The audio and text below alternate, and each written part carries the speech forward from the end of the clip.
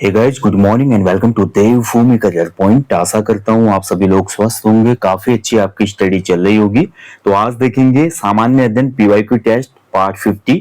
तो यहाँ पर भी देखिए आपका जीएस का अर्धशतक हो चुका है पीवाईक्यू सेशन में। बाकी देखिए अन्य सब्जेक्ट के पीवाईक्यू भी मैंने आपको कराए हैं, उत्तराखंड जीके और सामान्य हिंदी। तो ये जो पीवाईक्यू वाली प्लेलिस्ट है इसको आप अवश्य फॉलो करें। इसके अतिरिक्त जो स्पेशल फैक्ट क्लासेज हैं और साथ ही मैंने आपको करंट अफेयर्स एग्जाम डोज करवाया है जो कि आगामी परीक्षा के लिए बहुत महत्वपूर्ण है। तो इन सभी क्लासेस का आप लोग लाभ उठाएं और डायरेक्ट यहाँ से देखिए एग्जाम में क्वेश्चन बनते हैं। पीवाईक्यू से मदद मिलती है कि पीवाईक्यू के आसपास के फैक्ट नेक्स्ट एग्जाम में बनने की भी पूरी संभावना रहती है।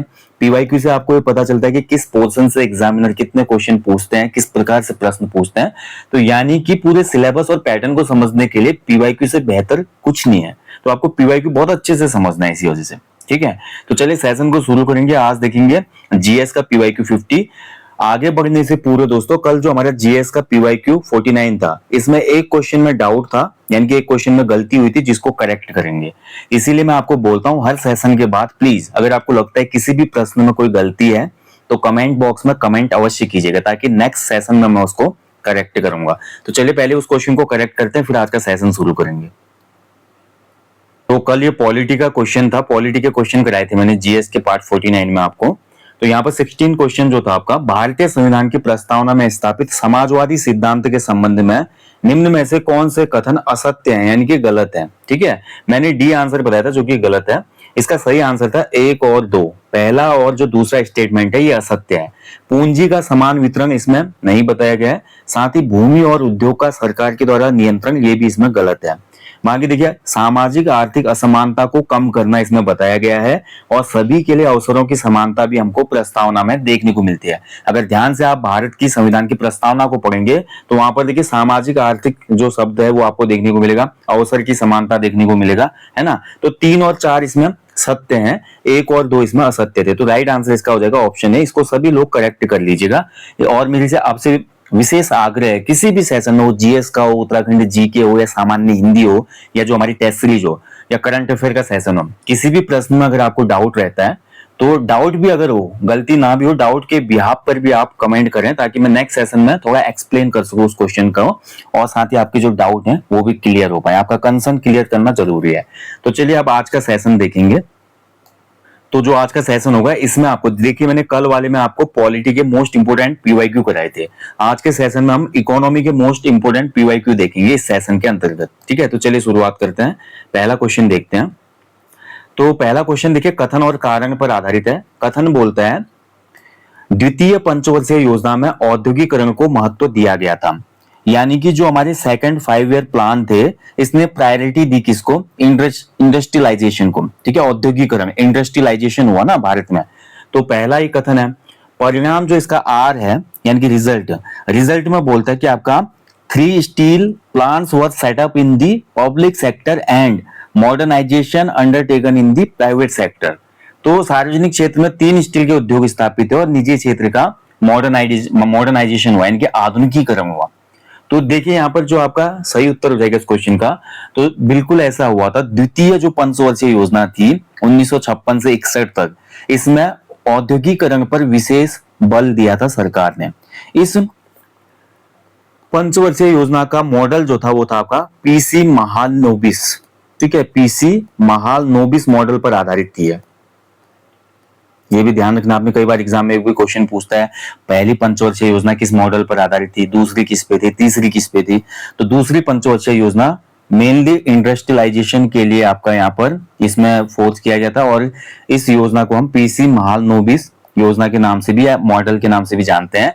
इसका मुख्य उद्देश्य था भारी उद्योगों की स्थापना करना। तो पहला कथन तो बिल्कुल इसमें सही है, परिणाम जो है वो भी बिल्कुल सही है। इस पंचवर्षीय योजना के दौरान सार्वजनिक क्षेत्र में 3 स्टील के उद्योग खुले। कौन कौन से 3? एक तो भिलाई वाला कारखाना, ठीक है, भिलाई का कारखाना इसमें खुला।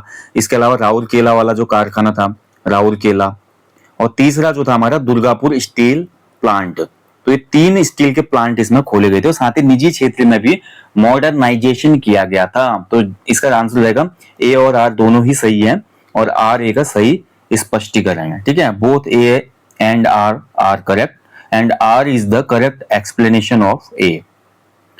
चलिए नेक्स्ट क्वेश्चन है देखिए आपका, इनमें से मुद्रा आपूर्ति की माप M3 में कौन सा मद शामिल नहीं है?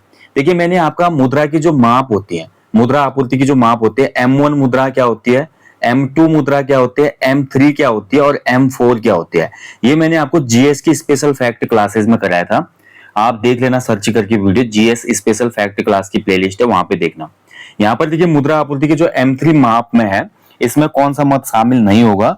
तो इसका जो राइट आंसर हो जाएगा वो हो जाएगा ऑप्शन बी। ठीक है, जो पोस्ट ऑफिस में जो सेविंग अकाउंट होते हैं ना, उसमें कुल जमा जो होता है, यानी कि डाकघर बचत बैंक में कुल जमा, ये M3 मुद्रा के अंतर्गत काउंट नहीं होती है। इस टॉपिक को आप अच्छे से देखना, तब आपको ये समझ में आएगा इन मुद्राओं का जो प्रकार होता है, ये M1, M2, M3, इसके अंतर्गत कौन कौन सी हमारी मुद्रा आपूर्ति की मदद रखी जाती है। ठीक है, जरूर देखिएगा टॉपिक। अगर देखिए निम्न में से वैश्वीकरण में सम्मिलित नहीं है, तो दिए गए विकल्पों में से कौन सा ग्लोबलाइजेशन में इंक्लूड नहीं किया जाता? ग्लोबलाइजेशन, जिसको भूमंडलीकरण या वैश्वीकरण कहा जाता है। ठीक है, ग्लोबलाइजेशन मैंने आपको पढ़ाया था। ग्लोबलाइजेशन जो हमारा था भारत में नई आर्थिक नीति, अभी क्वेश्चन आएगा आगे तब एक्सप्लेन करूंगा मैं। तो वैश्वीकरण में सम्मिलित नहीं है, नहीं है पूछ रहा है, ध्यान से देखिए क्वेश्चन को। मैं देखिए अभी आपका एग्जाम है दोस्तों, परसों आपका एग्जाम होगा संडे को, स्नातक स्तरीय एग्जाम। इसमें मैं आपको बोलना चाहूंगा पेपर को बहुत ध्यानपूर्वक पढ़िएगा। कोई भी क्वेश्चन आता है, सबसे बड़ी गलती यहाँ पर नहीं है, सही है या असत्य है, सत्य है, इसमें बड़ा कंफ्यूजन होता है जल्दी पढ़ने में। कई बार हमसे तक गलती हो जाती है जब मैं आपको पेपर का सॉल्यूशन कराता हूँ। ठीक है, तो इसलिए इसको ध्यानपूर्वक पढ़ना है, क्वेश्चन को ध्यान से पढ़ना है, उसके बाद हर क्वेश्चन का बहुत ध्यानपूर्वक टिक करना है, और ओएमआर सीट को भी बड़े अच्छे तरीके से भरना है। कभी बार क्या होता है कि जल्दीबाजी में ऊपर नीचे हो जाते हैं गोले, जो क्वेश्चन में गोला लगाना था वो नीचे हो जाता है, नीचे वाला ऊपर हो जाता है, फिर पूरा ही क्रम बिगड़ जाएगा आपका। ठीक है, तो ये ध्यान रखना है आपने। तो इसका जो राइट आंसर हो जाएगा दोस्तों, वैश्वीकरण में, ग्लोबलाइजेशन में देखिए आयात शुल्कों में कटौती की जाती है, यानी कि जो इंपोर्ट ड्यूटी होती है उसको कम किया जाता है, ये बिल्कुल सही है। आयात लाइसेंसिंग की समाप्ति की जाती है, ये भी बिल्कुल सही है। प्रत्यक्ष विदेशी निवेश का स्वतंत्र प्रवाह होता है, यानी कि जो डायरेक्ट इन्वेस्टमेंट होती है उसका, जो भी हमारा फॉरेन डायरेक्ट इन्वेस्टमेंट होती है एफडीआई, उसका स्वतंत्र प्रवाह होता है, यानी कि कोई रोक टोक नहीं होती उसमें। ठीक है, 100%, 75% खोल देती है गवर्नमेंट की, इतना आप निवेश कर सकते हैं संबंधित इकाई में। सार्वजनिक क्षेत्र की इक्विटी का विनिवेश, ये गलत हो जाएगा। ठीक है, तो जो हमारे पब्लिक सेक्टर है, पब्लिक सेक्टर की इक्विटी का विनिवेश इसके अंतर्गत नहीं किया जाता, ये ध्यान रखना है। ये आपका किसके अंतर्गत आता है? ये प्राइवेटाइजेशन के अंतर्गत आता है, निजीकरण। 3 टर्म पढ़ते हैं ना हम जब भी इकोनॉमी को खोलना होता है, एलपीजी, ये एलपीजी की टर्म बहुत महत्वपूर्ण है। एल फॉर लिबरलाइजेशन, उदारीकरण, पी फॉर प्राइवेटाइजेशन यानी कि निजीकरण, जी फॉर ग्लोबलाइजेशन यानी कि वैश्वीकरण या भूमंडलीकरण। तो जो हमारा सार्वजनिक क्षेत्र की इक्विटी का विनिवेश है, ये प्राइवेटाइजेशन के अंतर्गत आता है। ठीक है, अब वैश्वीकरण क्या होता है? वैश्वीकरण की परिभाषा, किसी अर्थव्यवस्था को, किसी भी देश की, किसी भी क्षेत्र की अर्थव्यवस्था को जब विश्व अर्थव्यवस्था से जोड़ा जाता है तो इसे वैश्वीकरण कहा जाता है। इसके तहत क्या होता है कि अंतरराष्ट्रीय व्यापार में जितने भी बैरियर होते हैं ना, उनको खत्म किया जाता है। ठीक है, ताकि एक्सपोर्ट इंपोर्ट बढ़े। कई बार बंद अर्थव्यवस्था पूछा जाता है आपसे, तो क्लोज्ड इकोनॉमी क्या होती है? क्लोज्ड इकोनॉमी का मतलब होता है जब इंपोर्ट भी ना हो रहा हो और एक्सपोर्ट भी ना हो रहा हो, आयात निर्यात जब बंद होता है ना, उसको बंद अर्थव्यवस्था कहा जाता है अर्थव्यवस्था में। चलिए अगला देखिए, भारतीय अर्थव्यवस्था का स्वरूप कैसा है? तो भारत की जो अर्थव्यवस्था है किस प्रकार की अर्थव्यवस्था है, क्वेश्चन में पूछ रहा है। तो भारत की जो अर्थव्यवस्था है ये आपका मिश्रित अर्थव्यवस्था है। ठीक है, मिक्स इकोनॉमी है भारत की, ऑप्शन डी इसका राइट आंसर हो जाएगा। भारत की जो इकोनॉमी है मिक्स इकोनॉमी है। ठीक है, अब देखिए इकोनॉमी के अगर आप प्रकार पढ़ेंगे ना, तो इकोनॉमी के प्रकार होते हैं पूंजीवादी इकोनॉमी, समाजवादी इकोनॉमी, साम्यवादी इकोनॉमी। पूंजीवादी इकोनॉमी का मतलब क्या होता है? जब प्राइवेट सेक्टर जो होता है, प्राइवेट सेक्टर का ज्यादा प्रभाव होता है। जैसे आप अमेरिका वगैरह में देखेंगे तो अमेरिका की जो अर्थव्यवस्था है वो पूंजीवादी अर्थव्यवस्था है। समाजवादी अर्थव्यवस्था, सोशलिस्ट अर्थव्यवस्था, जो कि आपका, जिसमें सरकार का ज्यादा इम्पैक्ट रहता है इकोनॉमी में। ठीक है, सरकारी क्षेत्र के अंतर्गत, जैसे आप रशिया वगैरह की देखेंगे। ठीक है, साम्यवादी भी रशिया वगैरह में भी साम्यवादी, चाइना की अभी हम देखते हैं तो वो आपका एक कम्युनिस्ट इकोनॉमी है चाइना की, पूरा सरकार पे ही रहता है कंट्रोल। ठीक है, मिश्रित में क्या रहता है? भारत ने ना तो पूंजीवादी को अपनाया, ना तो समाजवादी को अपनाया, ना तो साम्यवादी को अपनाया। भारत के अर्थव्यवस्था में आप देखेंगे ना तो पूरा गवर्नमेंट का डोमिनेंस रहता है, ना प्राइवेट सेक्टर का रहता है।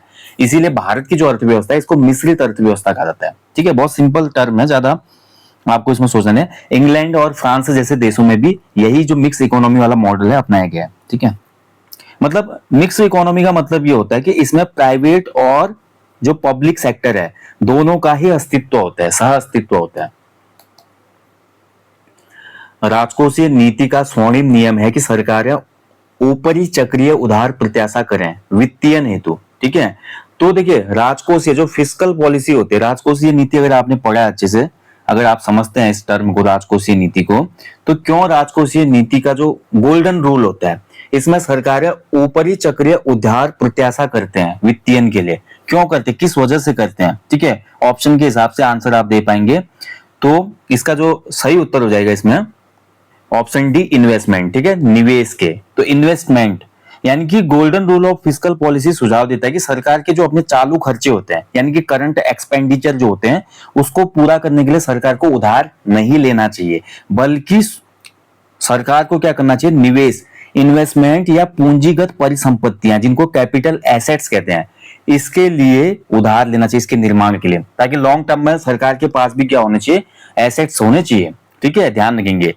तो कहने का मतलब सरकार का जो चालू राजस्व है, करंट जो राजस्व है वो उसके चालू खर्चों के बराबर ही होना चाहिए, इसके लिए आपका निवेश की प्रत्याशा की जाती है, वित्तीय हेतु निवेश के, ठीक है, ध्यान रखिए। उधार प्रत्याशा क्यों करेगी सरकार, निवेश के लिए, और या कि कह सकते हैं कि निवेश या पूंजीगत परिसंपत्तियों के लिए। अगर इसका ऑप्शन एक पूंजीगत परिसंपत्तियां भी होता है इसमें निवेश की जगह, तो वो भी सही उत्तर होता।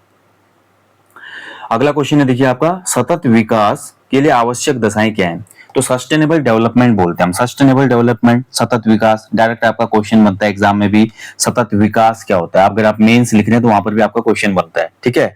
तो सतत विकास जो होता है दर्शन और विचारधारा का मूल सिद्धांत होता है, प्राकृतिक पर्यावरण में सुधार द्वारा जीवन की गुणवत्ता में योगदान देना ही सतत विकास है एक हिसाब से, ठीक है। तो सतत विकास जो है प्राकृतिक संसाधनों का संरक्षण करता है, ऑप्शन ए सही है। प्रदूषण मुक्त विकास होना चाहिए यानी कि पॉल्यूशन फ्री डेवलपमेंट, बिल्कुल सही है। बेहतर गुणात्मक जीवन होना चाहिए, इसमें क्वालिटी वाला लाइफ स्टाइल होना चाहिए, ठीक है, या लाइफ होना चाहिए। तो ऑल ऑफ द अबव हो जाएगा इसमें, ऑप्शन डी इसमें सही है, उपयुक्त सभी सही हो जाएगा, डी आंसर होगा इसका। चलिए अगला क्वेश्चन है, विदेशी विनिमय प्रबंधन कानून फेमा किस वर्ष में लागू किया गया था, ठीक है। फेमा से कई बार एग्जाम में क्वेश्चन बनता है, तो विदेशी विनिमय प्रबंधन कानून फेमा, ठीक है, तो फॉरेन एक्सचेंज मैनेजमेंट एक्ट इसको कहा जाता है, और ये फेमा जो लागू किया गया था, राइट आंसर है 1999 में, डी आंसर इसका सही हो जाएगा, ठीक है।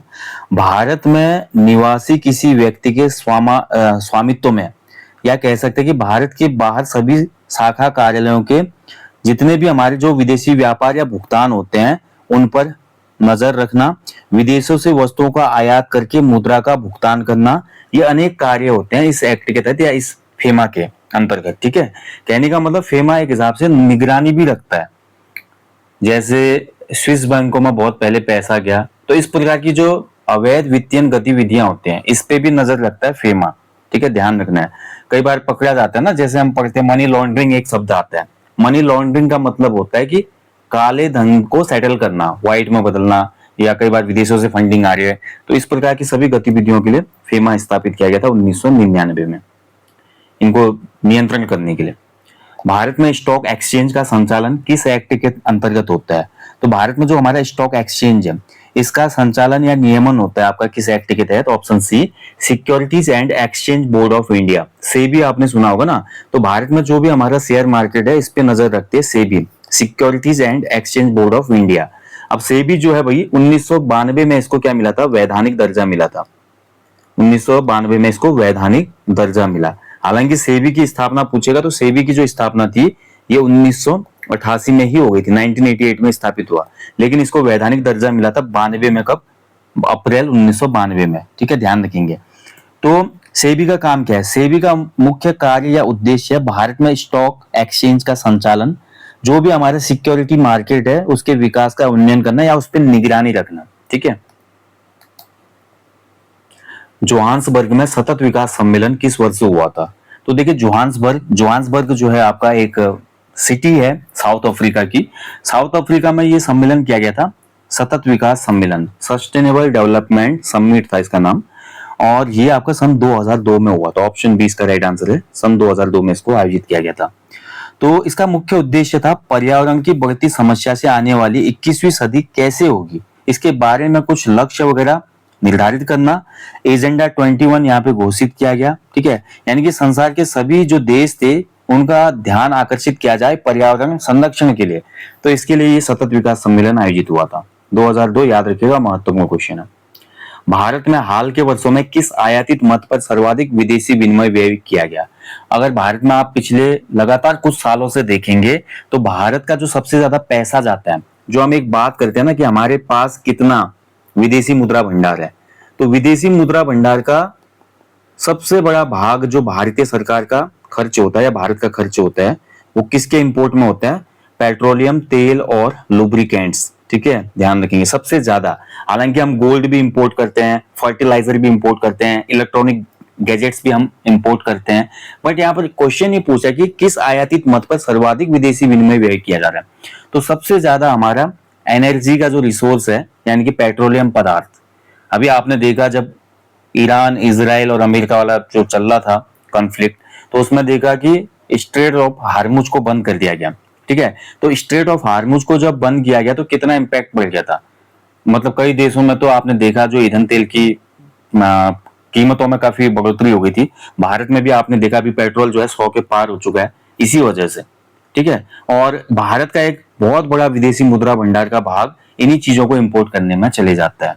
इसीलिए कई बार आपने देखा होगा, हाल में ही देश के प्राइम मिनिस्टर हमारे ऑन एयर आए थे और उन्होंने बोला था कि लोगों से बोला कि सोने की कम खरीदारी करें, गोल्ड की कम खरीदारी करने का मतलब क्या है। अगर देखिए कंजप्शन कम होगा, डिमांड कम होगी तो सप्लाई भी कम होगी। आप समझ रहे ना, डिमांड और सप्लाई का रूल लगता है। अगर हम लोग सोना खरीदना ही कम करते हैं तो सोने की मांग कम होगी भारत देश में, तो भारत का जो इंपोर्ट होता है सोना भारत में बाहर देशों से, उसमें भी कमी आ जाएगी। यानी कि जो हमारा पैसा जा रहा है, क्योंकि विदेशी मुद्रा भंडार जो होता है ये डॉलर में ही होता है मेनली, तो जो हमारा डॉलर है विदेशी मुद्रा भंडार है वो बचेगा, जिससे जिस देश के पास जितना हमारा विदेशी मुद्रा भंडार ज्यादा होता है उसकी इकोनॉमी उतनी अच्छी मानी जाती है, ठीक है। ये ध्यान रखना हमने। और ऐसे उर्वरकों का भी कम प्रयोग करें। जो हमारा प्रधानमंत्री से संबंधित जो कृषि से संबंधित योजनाएं आती है, मृदा स्वास्थ्य योजना आई, रीजन ये था कि मिट्टी की टेस्टिंग की जाए, किसी मिट्टी में किस प्रकार के फर्टिलाइजर या किसी जैविक उर्वरक से भी काम हो सकता है, कंपोस्ट खाद या गोबर से भी काम हो सकता है। तो क्या उसमें फर्टिलाइजर डालना इंपॉर्टेंट है, जरूरी नहीं है ना। तो उर्वरक का भी अगर हम कम इंपोर्ट करेंगे, कम खपत होगी देश में तो कम मांग होगी तो हम कम इंपोर्ट करेंगे। तो इन चीजों के लिए, इलेक्ट्रॉनिक के लिए भी मेक इन इंडिया को तभी तो तवज्जो दी जा रही है। इसके अलावा देखिए स्टार्टअप इंडिया, देश में ही सामान बनाने के लिए काफी ज्यादा प्रोत्साहित किया जा रहा है आजकल, ताकि जो इलेक्ट्रॉनिक गैजेट्स या इलेक्ट्रॉनिक सामान हम बाहर से इंपोर्ट करते हैं वो भी कम हो जाए। जितना हम कम इंपोर्ट करेंगे, जितनी हम आत्मनिर्भरता बढ़ाएंगे, उतना ही विदेशी मुद्रा भंडार हमारा बढ़ेगा, क्योंकि हम भी तो चीजें बना के बेचेंगे ना, ठीक है। तो ये आपको ध्यान रखना है, चीजों को समझना है। अब एक इंपॉर्टेंट पॉइंट यहाँ पे देखिए, मेरे को लगता है स्ट्रेट ऑफ हार्मुज चर्चा में थी ना, स्ट्रेट ऑफ हार्मुज चर्चा में थी। ईरान ने बंद कर दिया था इसको, ठीक है, जलियानों को नहीं आने दिया जा रहा था, जो भी शिप वगैरह थी। अब आप मुझे कमेंट में बताइए, स्ट्रेट ऑफ हार्मुज ये आपका किन के बीच में स्थित है, ये किन दो स्थलों को जोड़ती है। और मुझे लगता है कि आगामी परीक्षा में एक क्वेश्चन जरूर बनेगा, स्ट्रेट ऑफ हार्मुज किन दो क्षेत्रों को जोड़ता है, किन दो क्षेत्रों के बीच में है, ठीक है। मतलब इसके तटीय क्षेत्र पूछेगा। जैसे हम पढ़ते हैं ना, जैसे पाक खाड़ी पढ़ते हैं हम, मलक्का की खाड़ी पढ़ते हैं, वैसे जो हार्मुज की खाड़ी है किन दो स्थानों को जोड़ती है, जरूर कमेंट बॉक्स में कमेंट करेंगे आप, ठीक है। नहीं करेंगे तो फिर मैं कल के सेशन में बता दूंगा आपको, लेकिन देख लेना, हो सकता है इसी एग्जाम में बन जाए भी, जो आपका 14 को है। विश्व व्यापार संगठन निम्न में से किस संगठन का उत्तराधिकारी है। तो देखिए विश्व व्यापार संगठन, वर्ल्ड ट्रेड ऑर्गेनाइजेशन, तो ये आपने बताना कि इनमें से किस संगठन का ये उत्तराधिकारी है। बहुत ही अच्छा क्वेश्चन है। तो WTO इसकी स्थापना 1995 में हुई थी और इसके वर्तमान में टोटल 166 जो है कंट्रीज मेंबर देश हैं, सदस्य देश हैं, ठीक है। और विश्व व्यापार संगठन जो था, यहां पर पूछ रहा है कि किस संगठन का उत्तराधिकारी है, यानी कि इससे पूर्व इसको किस नाम से जाना जाता था। इससे पूर्व इसको जाना जाता था गेट के नाम से, ठीक है, ध्यान रखेंगे, ऑप्शन ही राइट आंसर हो जाएगा, GATT, गेट कहा जाता था इसको। General agreement on trade and tariff इसका नाम था। 1996 के बाद 1996 के बाद इसका नाम हो गया WTO, वर्ल्ड ट्रेड ऑर्गेनाइजेशन, ठीक है, ये आपको ध्यान रखना है।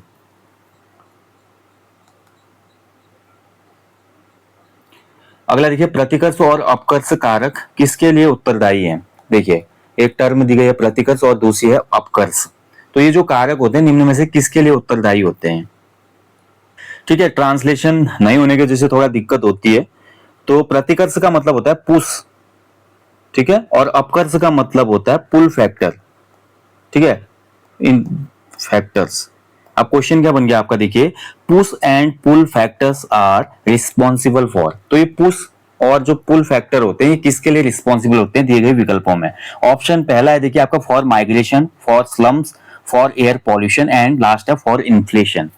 तो यहाँ पर देखिए आपका पुश एंड पुल फैक्टर्स जो आपके उत्तरदायी होते हैं, रिस्पॉन्सिबल होते हैं किसके लिए। ऑप्शन ए प्रवास के लिए, फॉर माइग्रेशन, ऑप्शन ए इसमें राइट आंसर है। ठीक है, पुश का मतलब क्या होता है, देखिए पुश यानी कि प्रतिकर्ष। प्रतिकर्ष का मतलब क्या होता है, जब लोग जीविका के साधन उपलब्ध न होने के कारण, गरीबी तथा बेरोजगारी के कारण नगरों की तरफ प्रवास करते हैं, इसको पुश फैक्टर कहा जाता है। जैसे हम उत्तराखंड को ही ले लें, उत्तराखंड में बोलते हैं ना, एक स्टेटमेंट बहुत ज्यादा चर्चित है, पहाड़ का पानी और पहाड़ की जवानी पहाड़ के काम नहीं आती। अब पहाड़ों के लोग देखिए, पहाड़ में रोजगार के साधन नहीं है, गरीबी है, इसीलिए पहाड़ का इंसान क्या करता है, पर्वत क्षेत्रों में जो निवासी होते हैं वो अच्छे रोजगार के लिए, गरीबी मिटाने के लिए नगरों की तरफ प्रवास करते हैं। तो इसको पुश फैक्टर कहा जाता है, यानी कि केवल गरीबी और बेरोजगारी के कारण जब नगरों की तरफ माइग्रेशन होता है। और जो पुल फैक्टर होता है, पुल फैक्टर का मतलब क्या होता है, तो कुछ लोग क्या करते हैं कि उनके पास ना तो गरीबी है ना बेरोजगारी है।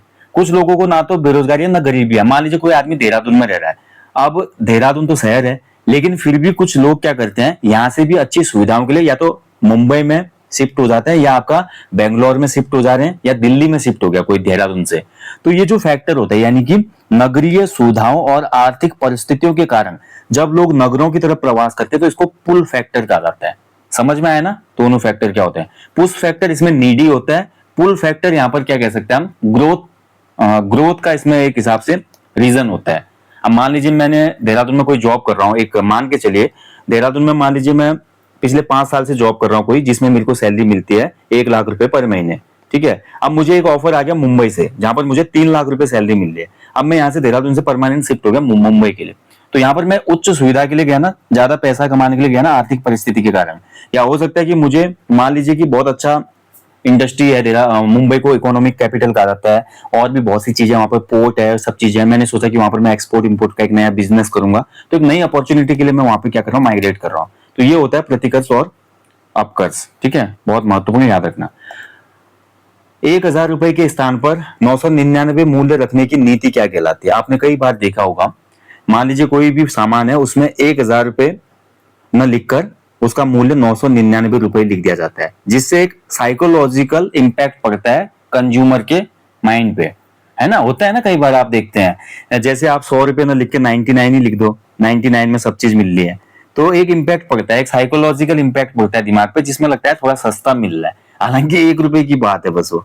ठीक है, और कई बार ये टैक्स बचाने के चक्कर में भी होता है कि 99 में टैक्स जो पड़ेगा 90 के रेंज में पड़ेगा, 100 के पार जब टैक्स जाएगा तो वो 100 से ऊपर वाली रेंज में पड़ेगा, तो कुछ 1% की टैक्स का भी यहाँ पर रिबेट हो जाता है। तो कई बार कंपनी ऐसा ही करती है। आपने देखा होगा 1 लाख रुपए प्राइस में रख के कोई कंपनी 99,999 प्राइस रखती है। रीजन यही होता है, थोड़ा कस्टमर की साइकोलॉजी के लिए, तो और कुछ टैक्स बेनिफिट भी इसके पीछे छुपे होते हैं।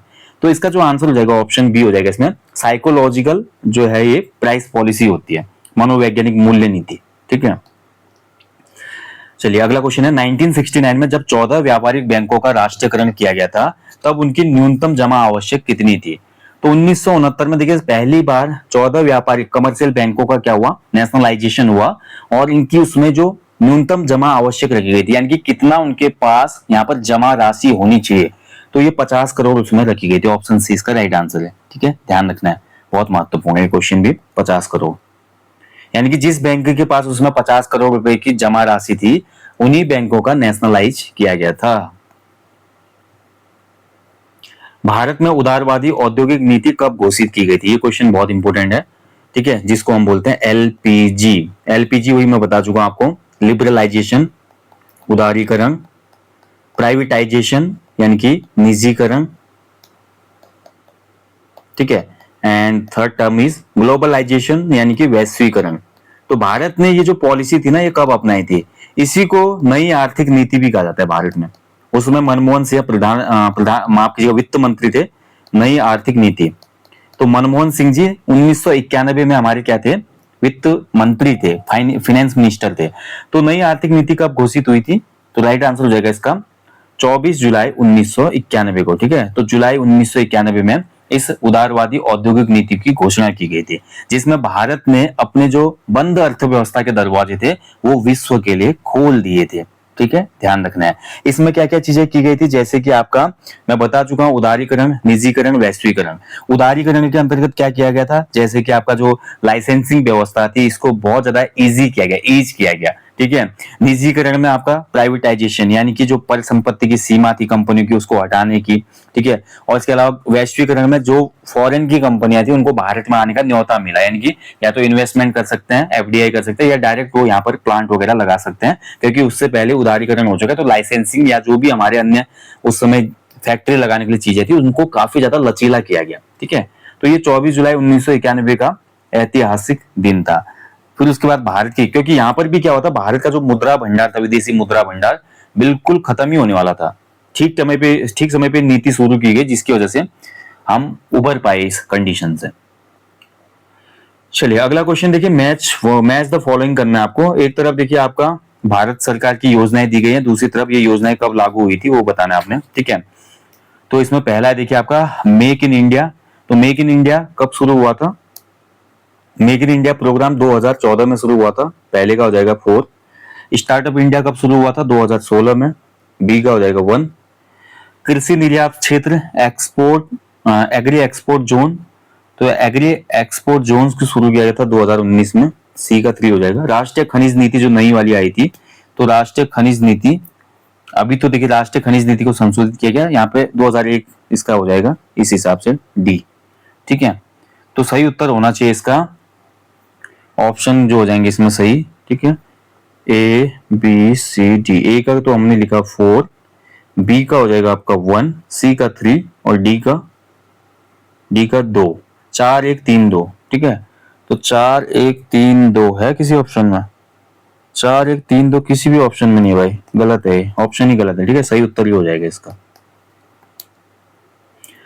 चलिए नेक्स्ट क्वेश्चन है देखिए, नीति आयोग का कार्य सहकारी एवं प्रतियोगितापूर्ण संघवाद को बढ़ाना है।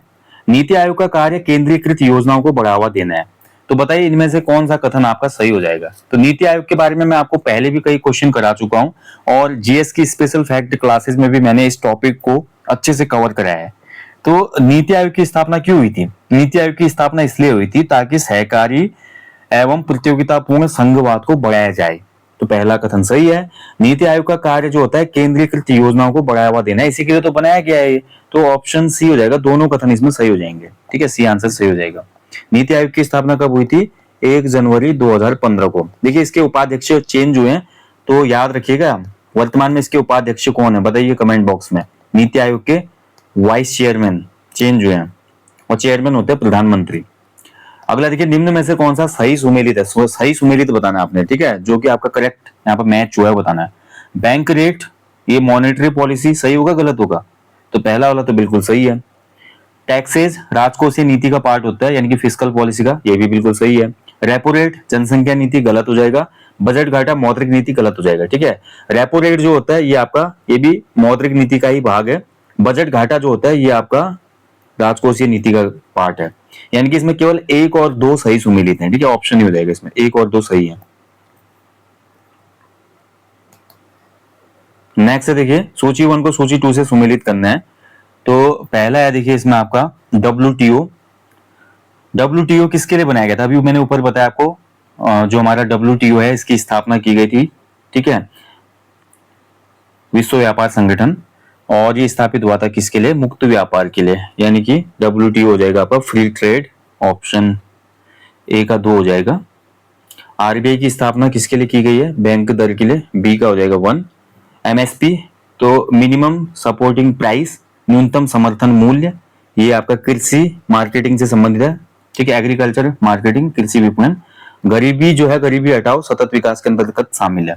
तो इसके हिसाब से जो सही ऑप्शन हो जाएंगे इसका ऑप्शन सी होगा। ठीक है, 2 1 4 3 2 1 4 3 हो जाएगा। चलिए, ये क्वेश्चन भी देखिए बहुत बार पूछा गया आयोग के द्वारा और बहुत महत्वपूर्ण है। भारत में निर्माण, मेक इन इंडिया, भारत में निर्माण यानी कि make in India. Make in India जो शुरू किया गया था, ये क्यों शुरू किया गया था 2014 में? मेक इन इंडिया क्यों लाया गया था इस मेक इन इंडिया प्रोग्राम को? ठीक है, तो मेक इन इंडिया जो हमारा लाया गया था भारत में निर्माण 2014 में, इस योजना किन स्तंभों पर आधारित है? तो ये योजना 4 स्तंभों पर आधारित थी, 4 पिलर्स थे इसके। ठीक है, 4 पिलर्स थे इसके। पहला पिलर जो इसका था, पहला पिलर क्या था इसका? नई प्रक्रियाएं। ठीक है, तो पहला तो ये हो जाएगा। दूसरा क्या था इसका? दूसरा था आपका नया आधार संरचना। तीसरा क्या था इसमें आपका? तीसरा था इसमें नया दृष्टिकोण। ठीक है, नए क्षेत्र और नया नहीं, तीसरा हो जाएगा नए क्षेत्र। ठीक है, और चौथा जो था आपका नया दृष्टिकोण, नया दृष्टिकोण। तो ये 4 स्तंभ थे इसमें। तो जो इसमें नहीं था वो इन्वेस्टमेंट नहीं था इसमें, न्यू इन्वेस्टमेंट नहीं था इसमें। ठीक है, तो ये आपका गलत हो जाएगा। तो 1, 2 और 4 इसमें सही उत्तर हो जाएगा। 1, 2, 4 कौन से ऑप्शन में? ऑप्शन बी में है। बी आंसर इसका सही हो जाएगा। तो भारत में निर्माण कार्यक्रम जो 2014 में शुरू किया गया था, इसके 4 पिलर थे, नई प्रक्रियाएं, नई आधार संरचना, और इसके अलावा नए क्षेत्र, और चौथा नया दृष्टिकोण। ठीक है, नया निवेश इसमें शामिल नहीं था, ये आपको ध्यान रखना है। चलिए, तो दोस्तों ये था आज जीएस का पीवाईक्यू सेशन पार्ट 50।